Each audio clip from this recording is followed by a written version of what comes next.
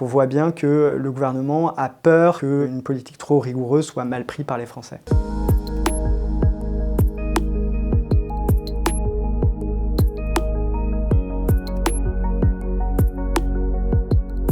Le gouvernement avait prévu de faire une grande revue de dépenses mise en scène lors des Assises des finances publiques le 19 juin à Bercy.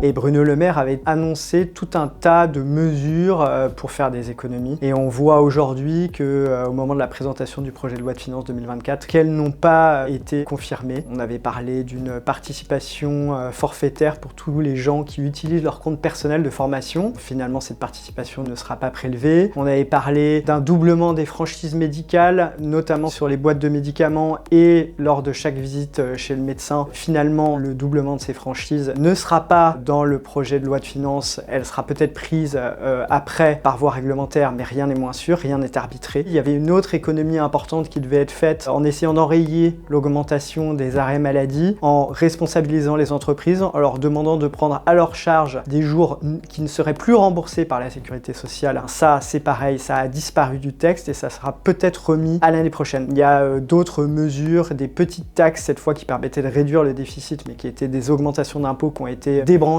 par Emmanuel Macron lui-même. Donc on voit bien que le gouvernement a peur qu'une politique trop rigoureuse soit mal prise par les Français.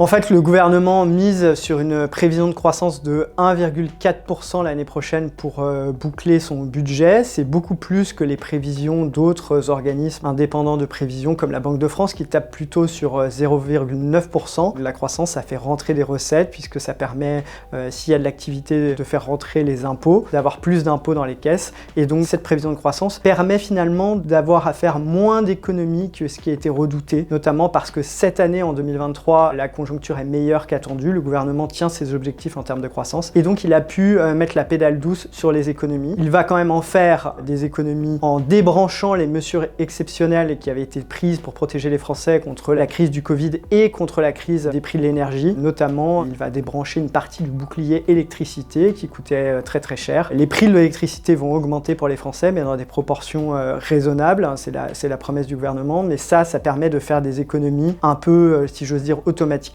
même si évidemment ça fait plaisir à personne de devoir payer son électricité plus cher.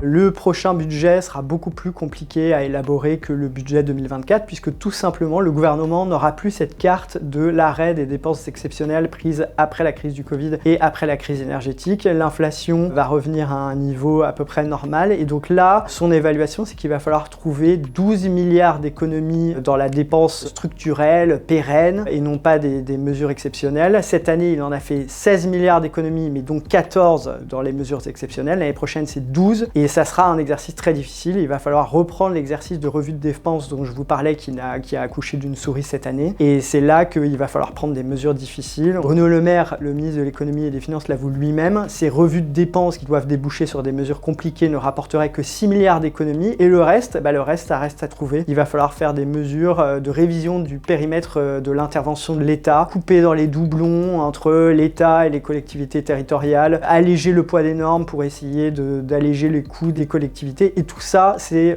des réformes qui sont très difficiles à faire que personne n'a jamais vraiment réussi à mener. On n'a jamais réussi vraiment à faire des économies comme ça. En proportion du PIB, la dette pèse de plus en plus et donc il faut trouver des économies pour éviter de manger le budget et de consacrer une part croissante du budget au remboursement de la dette.